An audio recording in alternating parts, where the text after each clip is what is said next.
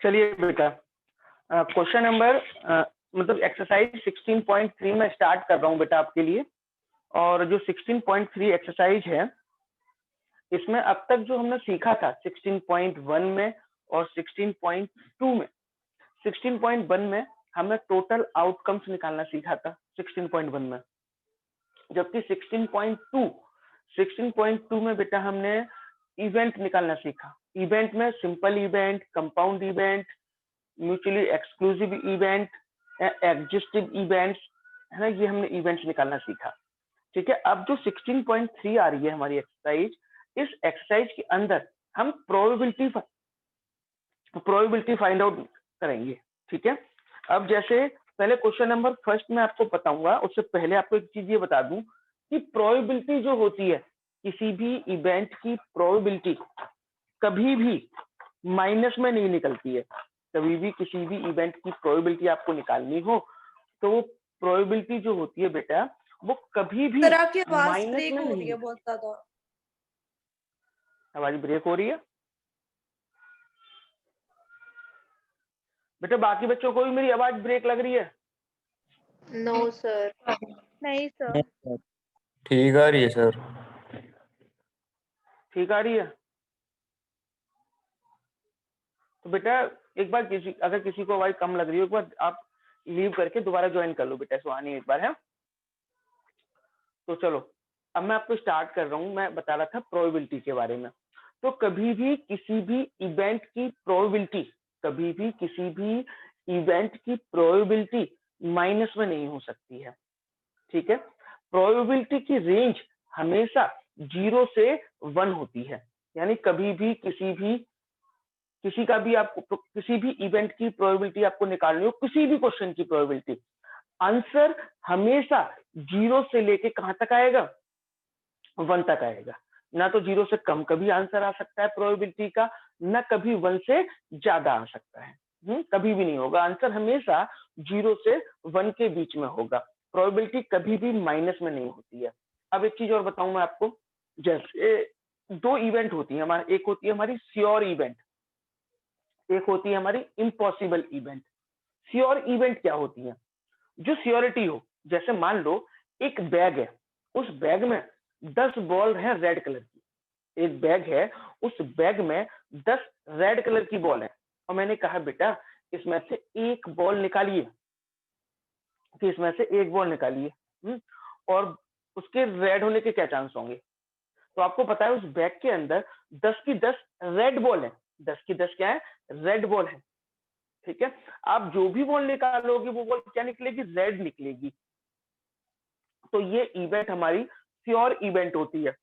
कौन सी होती है बेटा? श्योर इवेंट, क्योंकि फिक्स है। और जो भी इवेंट श्योर होती हैं उनकी प्रोबेबिलिटी 1 में होती है। क्या होती है बेटा? 1। जो भी श्योर इवेंट होंगी उन श्योर इवेंट की प्रोबेबिलिटी क्या होगी? 1 के इक्वल होगी। एक होता है इम्पॉसिबल इवेंट। इम्पॉसिबल इवेंट जो हो ही नहीं सकता, उसकी प्रोबेबिलिटी हमेशा क्या होती है? 0 होती है। जैसे अब कहेंगे सर इम्पॉसिबल इवेंट कैसे पता लगेगी? तो जो अभी एग्जांपल दिया था ना मैंने आपको, कि एक बैग है, उस बैग में 10 रेड बॉल है। एक बैग है, उसके अंदर 10 रेड बॉल है। मैंने कहा बेटा एक बॉल निकालो और उसके ब्लैक होने की प्रोबेबिलिटी बताओ। तो आप कहोगे सर 10 की 10 रेड बॉल उस बैग के अंदर है, तो काली कहां से निकाल लेंगे हम ब्लैक बॉल? तो ये तो इम्पॉसिबल है। तो ऐसे इवेंट की प्रोबेबिलिटी 0 होती है। अब आप कहोगे सर एक आधा एग्जांपल और देना इम्पॉसिबल इवेंट का, अगर तो कैसे करेंगे? तो एक डाइस का लेते हैं। एक डाइस थी, डाइस को थ्रो किया, मैंने कहा 7 से 6 से ज्यादा नंबर आने की प्रोबेबिलिटी बताओ। अब कहोगे जैसे डाइस को हम थ्रो कर रहे हैं तो 1 to 6 नंबर आएंगे, 6 से बड़ा तो नंबर आ ही नहीं सकता। तो ये भी क्या है? इम्पॉसिबल इवेंट है। और इम्पॉसिबल इवेंट की प्रोबेबिलिटी क्या होती है? 0 होती है। ठीक है, यहाँ ये भी कह सकते हैं sun rises in the west, बिल्कुल सही है दिमाग का एग्जांपल, कि सन वेस्ट से निकलता है इस बात की क्या चांस है? इम्पॉसिबल है, हो ही नहीं सकता। तो प्रोबेबिलिटी क्या होगी? 0 होगी। ठीक है, दूसरी बात, प्रोबेबिलिटी फाइंड आउट कैसे करते हैं? अभी छोटे छोटे क्वेश्चन से शुरू करता हूँ पहले मैं आपको। ठीक है, वैसे आप 10th में पढ़ चुके हैं, और मैं अभी जो आपको बता रहा हूँ ये 10th का ही टॉपिक है। ये किसका टॉपिक है बेटा? 10th का ही टॉपिक है। अभी जो शुरुआत कर रहा हूँ, जैसे मान लो एक बैग था, उस बैग में रेड बॉल है 5 और ब्लैक बॉल है 7। एक बैग है जिसके अंदर रेड बॉल है 5 और ब्लैक बॉल है 7, और मैं आपसे कहता हूँ कि बेटा एक बॉल निकालिए, इसमें से एक बॉल निकालो और उसके रेड होने की प्रोबेबिलिटी बताओ। इसकी बतानी बेटा रेड होने की प्रोबेबिलिटी, है ना। तो टोटल बॉल कितनी है बेटा इसमें, टोटल बॉल 5 और 7 12, तो अपॉन में तो 12 आएगा। अब मैंने क्या बोला है, रेड बॉल होने की प्रोबेबिलिटी निकालनी है, तो रेड बॉल कितनी थी बेटा इसमें 5, तो क्या आंसर आ जाएगा 5/12। अब मैं कहूं नहीं, ये तो टोटल बॉल थी 12, वो तो मैंने गलत लिख दिया बेटा, ये टोटल बॉल आपको यहाँ पर 12 लिखनी है और प्रोबेबिलिटी किसकी निकालनी है, रेड बॉल की। तो 12 तो अपॉन में आएगा और रेड बॉल थी कितनी 5, तो प्रोबेबिलिटी ऑफ 5/12। ठीक है। दूसरी बात, अगर मैं आपसे कहता कि प्रोबेबिलिटी ऑफ नॉट रेड निकालो, रेड होने की प्रोबेबिलिटी आपको पता है और नॉट रेड की प्रोबेबिलिटी आपको निकालनी है, तो आप रेड की प्रोबेबिलिटी को 1 में से माइनस कर देंगे, 1 माइनस प्रोबेबिलिटी ऑफ रेड, तो 1 माइनस 5/12, इट मीन्स 7/12। ठीक है, ये नॉट रेड की है, मतलब किसी इवेंट के होने की प्रोबेबिलिटी और न होने की प्रोबेबिलिटी का सम हमेशा 1 के इक्वल आता है। ठीक है ना, जैसे मान लो इंडिया और ऑस्ट्रेलिया का मैच चल रहा है, अब इंडिया के जीतने के चांस है 0.7, तो ना जीतने के चांस कितने होंगे 0.3, 1 में से 0.7 को क्या कर देंगे माइनस कर देंगे, तो वो ना जीतने की प्रोबेबिलिटी निकल आएगी। ठीक है।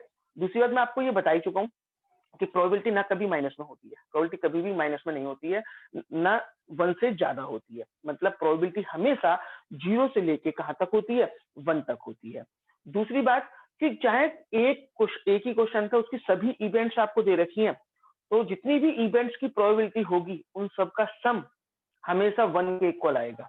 जैसे मान लो एक डाइस थी, डाइस को आपने थ्रो किया, तो 1 आने की प्रोबेबिलिटी 1/6, 2 आने की प्रोबेबिलिटी भी 1/6, 3 आने की प्रोबेबिलिटी 1/6, 4 आने की प्रोबेबिलिटी 1/6, 5 आने की प्रोबेबिलिटी 1/6, 6 आने की प्रोबेबिलिटी 1/6, और इन सभी को अगर मैं ऐड कर दूंगा तो क्या आएगा 1 के बराबर आ जाएगा।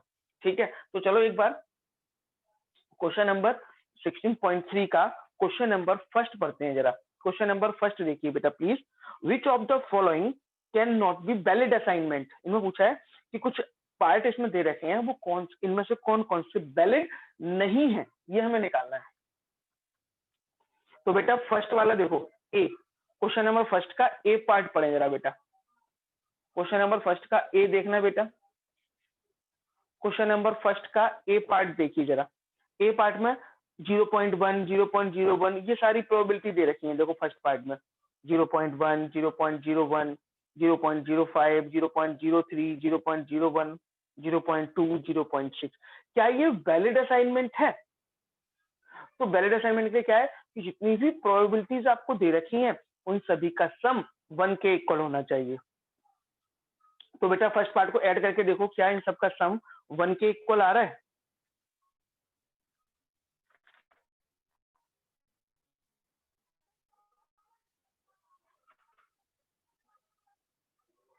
चेक करो बेटा, क्या इन सबका सम यस 1 सर के आ रहा इक्वल है। आ रहा है? तो बेटा इसका मतलब ये वैलिड है, यस इट इज वैलिड। ठीक है, पहला पार्ट यस हो जाएगा। सेकंड पार्ट चेक करो बेटा प्लीज, सेकंड पार्ट चेक करें।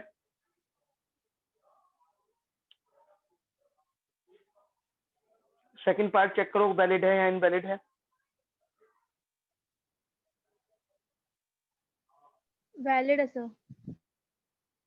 वैलिड है, सेकंड भी वैलिड है, यस बेटा सारे करो चेक। तीसरा, चौथा, पांचवा भी चेक करो, फर्स्ट और सेकंड वैलिड है, ये करेक्ट है। थर्ड में देखो, थर्ड, हाँ थर्ड भी चेक करो बेटा प्लीज।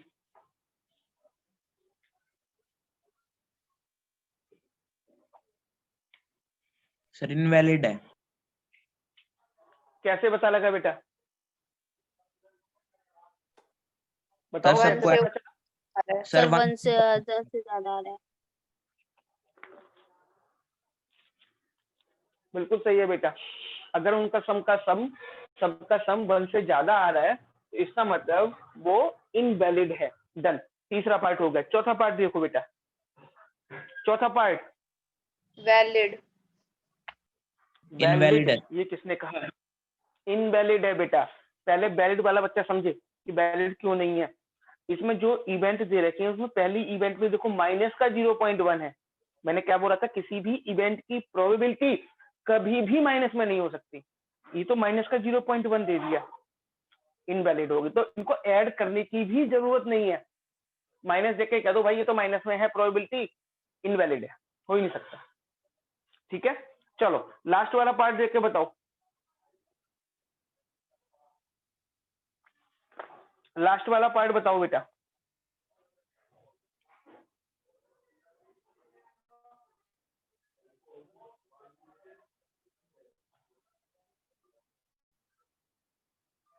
Sir invalid.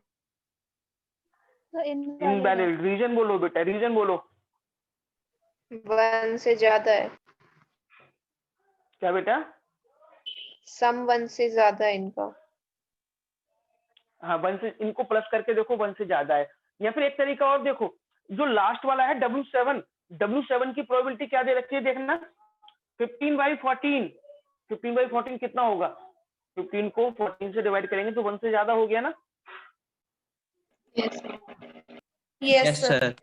है ना। तो और मैंने आपको यही बता रखा है स्टार्टिंग में कि कभी भी किसी भी इवेंट की प्रोबेबिलिटी 1 से ज्यादा नहीं हो सकती है। इन सबका सम तो 1 तो जब होगा जब वो लास्ट वाली 1 से ज्यादा है, तो ये तो पॉसिबल नहीं है, है ना, ये भी इनवैलिड है। तो यहाँ तक बताओ, किसी बच्चे को कोई प्रॉब्लम है बेटा? कोई बच्चा कुछ पूछना चाहता है? नो चलें आगे। No sir. चलिए क्वेश्चन नंबर 2 पर, क्वेश्चन नंबर 2 पढ़े बेटा। Question number 2, question number 2, question number 2 पढ़ेंगे बेटा। क्वेश्चन नंबर 2 देखिए, a coin is tossed twice, a coin is tossed twice, एक कॉइन को 2 बार टॉस किया गया, ठीक है। What is the probability that at least 1 tail occur, कम से कम एक टेल आने की प्रोबेबिलिटी आपको बतानी है कि भैया कम से कम एक टेल आए, इस बात की क्या प्रोबेबिलिटी होगी, ये हमें निकालना है। कैसे निकालेंगे बेटा, अब सोचो जरा कि कम से कम एक टेल आने की प्रोबेबिलिटी हमें निकालनी है। तो when a coin toss twice लिखो, when a coin twice, when a coin twice, then total outcomes,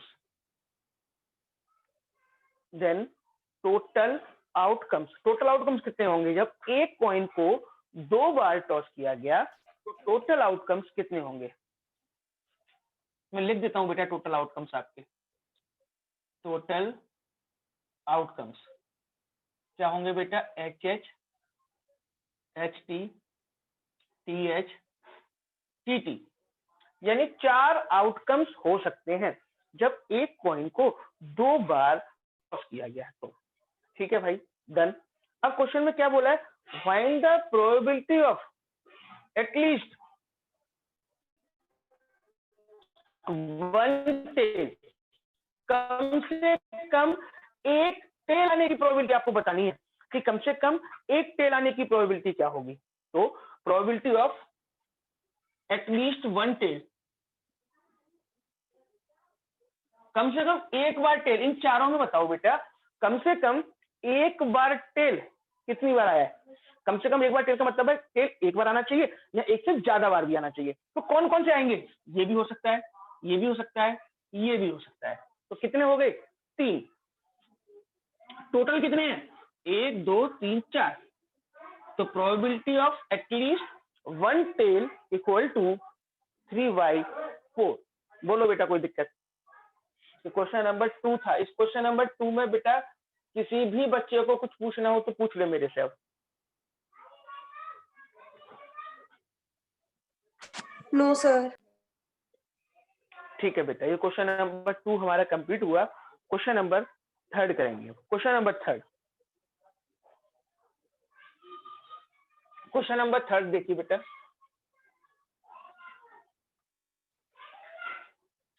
ये भी क्वेश्चन आप बड़े आराम से कर सकते हैं। क्वेश्चन नंबर 3 है, अ डाई इज थ्रोन, एक डाई को थ्रो किया गया। Find the probability of following events, जो 4-5 इवेंट है इन सब की प्रोबेबिलिटी निकालनी है। तो पहले लिखो when a die is thrown, when a die is thrown total outcomes are, जब एक डाई को फेंका जाता है तो टोटल आउटकम्स क्या, टोटल सैंपल स्पेस क्या होंगे 6, 1 हो सकता है, 2 हो सकता है, 3, 4, 5, 6, ये 6 सैंपल स्पेस हो सकते हैं। ठीक है, जब आप एक डाइस को थ्रो करते हैं तो ये तो सैंपल स्पेस हो गई 6। अब पहला पार्ट पढ़ो, पहले पार्ट में किस चीज की प्रोबेबिलिटी आपसे पूछी है। पहले पार्ट में पूछा है a prime number will appear, भैया प्रोबेबिलिटी निकालो प्राइम नंबर होने की, है ना। तो देखो प्रोबेबिलिटी ऑफ प्राइम नंबर, तो आपको बताना है कि इन 6 में कौन कौन से प्राइम नंबर है। प्राइम नंबर 2 है, 3 है, 5 है। कितने प्राइम नंबर है? 3 प्राइम नंबर है, और टोटल कितने नंबर है? 6। तो 3/6 मतलब आंसर क्या हो जाएगा? 1/2। बोलो बेटा, पहले पार्ट में किसी बच्चे को कोई दिक्कत? No sir. पहला पार्ट क्लियर है बेटा सबको? चलो अब आप दूसरा पार्ट देखिए। दूसरे पार्ट में क्या दे रखा है? अ नंबर ग्रेटर देन और equal to 3 will appear, a number greater than or equal to 3, probability number greater than or equal to 3, 3 या 3 से बड़े नंबर होने की प्रोबेबिलिटी। तो देखो 3 या 3 से बड़े नंबर कितने हैं? 3 या 3 से बड़े नंबर 3 है, 4 है, 5 है, 6 है, यानी 4 नंबर है। तो 4/6, 2/3। क्लियर है बेटा सेकंड पार्ट? बोलो कोई डाउट किसी बच्चे को?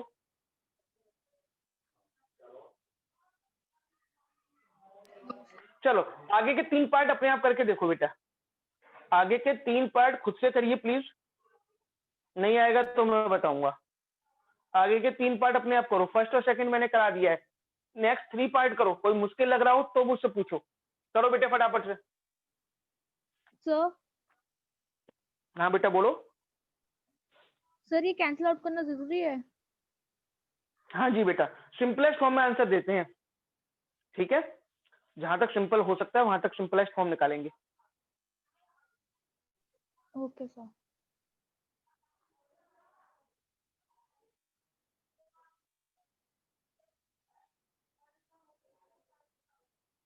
हो गया सर।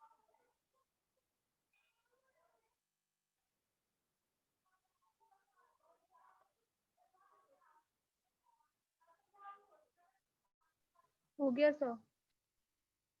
तीनों पार्ट हो गए?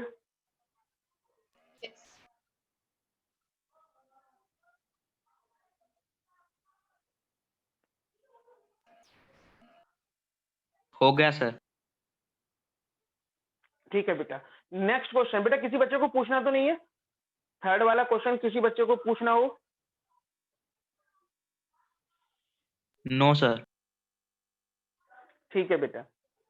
हाँ चलो फिर नेक्स्ट क्वेश्चन पढ़िए, क्वेश्चन नंबर 4 खुद से पढ़ो बेटा। Question number 4